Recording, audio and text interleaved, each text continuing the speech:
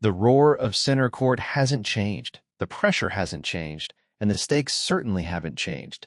But the man stepping into the spotlight this time is because after more than a decade away from tennis's biggest arenas, Andy Roddick is walking back into the Grand Slam spotlight.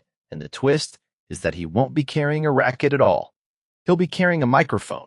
And that single detail might end up reshaping how millions of fans experience the sport's biggest moments. Here's why this matters more than it seems at first glance. Tennis isn't just about what happens between the lines anymore. The way the game is explained, debated, and felt off the court has become just as important as the rallies themselves. And that's exactly where Roddick's return lands with perfect timing. Because the sport is in the middle of a generational shift, and voices with credibility, personality, and honesty are suddenly more valuable than ever. When ESPN confirmed a multi-year agreement bringing Andy Roddick onto its broadcast team beginning in 2026, the headline sounded simple: a former champion joins the booth. But beneath that announcement sits a deeper story about legacy, evolution, and the rare ability to stay relevant long after the final match point of a career has been played. Roddick's playing resume still reads like a snapshot of an era when American men's tennis carried massive expectations. A former world number one, a Grand Slam champion at the 2003 U.S. Open, and a player who spent nearly a decade entrenched in the top 10. He built his reputation on a booming serve, relentless competitiveness, and a willingness to speak his mind even in the most intense moments. That honesty, sometimes fiery and sometimes disarmingly reflective, is exactly what makes this next chapter so compelling. And if you think this is just a nostalgia play, think again. The move signals something bigger about where tennis coverage is heading. Networks are no longer just looking for safe commentary. They want perspective. They want authenticity. They want voices that can bridge the gap between hardcore fans who analyze every tactical nuance and casual viewers who just want to understand why a moment feels so big. That's where Roddick fits almost too perfectly. Long before this deal became official, he had already been quietly building a second career that proved he wasn't just a former player with opinions. Through his podcast, Served with Andy Roddick, he showed a different side of himself, thoughtful, curious, and deeply engaged with the modern game. The show's rapid growth, including distribution through the Vox Media Podcast Network, demonstrated something the tennis world couldn't ignore. Fans wanted to hear him talk about the sport just as much as they once wanted to watch him play it. But to understand why this return carries emotional weight, you have to rewind to what Roddick represented during his playing days. He wasn't just winning matches. He was carrying the hopes of a nation searching for its next dominant champion. Every Wimbledon run, every deep Grand Slam push, every showdown with the sport's biggest names carried a narrative far beyond the scoreboard. He was the last American man to lift a Grand Slam singles trophy, and that fact alone still echoes through every conversation about the future of U.S. men's tennis. Now imagine that same competitor, with all the perspective that comes from retirement, stepping into a role where he can break down pressure moments from the inside. When he talks about what a player is feeling at deuce in a fifth set, it won't be theory, it will be memory. ESPN clearly understands the value of that authenticity. According to executive producer Linda Schultz, the network sees Roddick as a voice that can elevate both match commentary and studio analysis. That endorsement isn't just corporate optimism. It reflects a broader industry belief that the future of sports broadcasting belongs to personalities who combine expertise with relatability. And then there's the timing. Tennis is undergoing a fascinating transition. Legends have retired or are nearing the end. New stars are redefining the competitive landscape, and fans are searching for guides who can help them make sense of it all. Bringing in a figure like Roddick at this exact moment feels less like a hiring decision and more like a strategic statement about how coverage should feel: informed, energetic, and unafraid to challenge conventional narratives. Roddick himself hasn't tried to downplay his excitement, calling himself simply a massive fan of tennis. He framed the opportunity as a chance to stay connected to the sport that shaped his life. And that sentiment matters, because fans can instantly tell when commentary comes from genuine passion rather than obligation. The difference is subtle, but it's the difference between analysis that sounds rehearsed and analysis that feels alive. There's also a deeper layer to this story that makes it especially intriguing. Roddick's return isn't happening in isolation. It's part of a broader reshuffling of on-air talent across the tennis broadcasting landscape.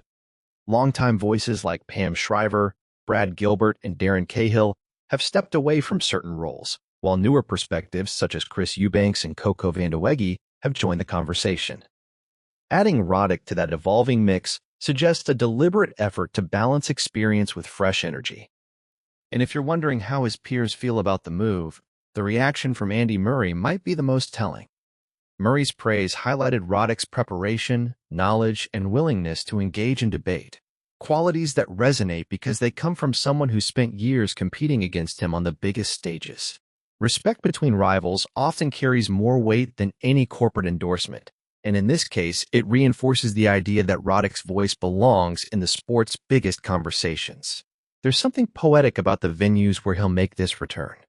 Wimbledon and the U.S. Open aren't just tournaments on the calendar. They're chapters in Roddick's personal history. Wimbledon was the stage where he came heartbreakingly close to lifting the trophy, pushing one of the greatest matches the sport has ever seen deep into a final set. The U.S. Open is where he achieved his ultimate triumph. Walking back into those arenas, even in a different role, inevitably carries echoes of what once was.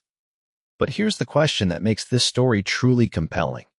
Can a former player redefine how fans experience the game from the commentary booth? Because when the right personality takes that seat, the effect can ripple far beyond a single broadcast. Insight becomes storytelling. Analysis becomes connection. Moments feel bigger because someone who has lived them is translating the emotion in real time. Roddick's media journey suggests he understands that responsibility.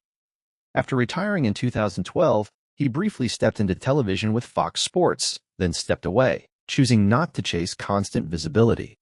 That decision, intentional or not, may have made his eventual return feel more authentic. Instead of saturating the airwaves, he waited until he had something meaningful to say, and a platform that allowed him to say it his way. The explosion of digital platforms has also changed what audiences expect. Fans now engage with tennis year-round, not just during Grand Slams, and they crave analysis that feels conversational rather than scripted. Roddick's podcast success proved he could thrive in that environment, building trust with listeners who appreciate candor over cliches. Translating that tone to live broadcasts could make matches feel less like distant spectacles and more like shared experiences.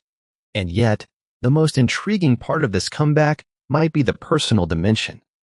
For any athlete, returning to the arenas where your greatest triumphs and toughest disappointments unfolded can stir emotions that are impossible to predict. The smell of the grass, the echo of the crowd, the sightlines from courtside, all of it can bring memories rushing back. That emotional undercurrent could add a layer of authenticity to Roddick's commentary that viewers will sense even if it's never explicitly mentioned. It also raises a fascinating possibility. When former champions analyze current players, they often reveal insights about their own careers in the process. Every observation becomes a reflection, every tactical breakdown a subtle window into how they once approached the game. In that sense, Roddick's return isn't just about explaining tennis. It's about deepening the sport's collective memory. And that brings us to the bigger picture. Tennis, like any global sport, depends on continuity. New stars emerge, but the stories that connect generations are what give the game its depth. When someone like Roddick steps back into the spotlight, he becomes a bridge between eras, a reminder of where the sport has been and a guide to where it might be heading.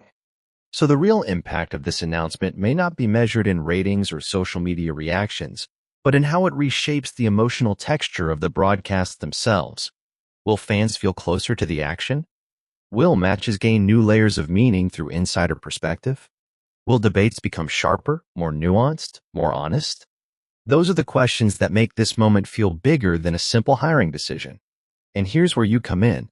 Because the future of sports coverage isn't shaped only by networks or analysts. It's shaped by the conversations fans choose to have. So I want to know what you think. Does Andy Roddick's return to the Grand Slam stage as a broadcaster make you more excited to watch Wimbledon and the U.S. Open? Or do you think the magic of his legacy belongs purely on the court? Because one thing is certain, the next time the cameras pan across center court or Arthur Ashe Stadium and Roddick's voice cuts through the roar of the crowd, it will mark the continuation of a story that never really ended, only changed form. And sometimes, the most fascinating comebacks aren't about chasing trophies again. They're about discovering new ways to shape the game you love, long after the final point has been played.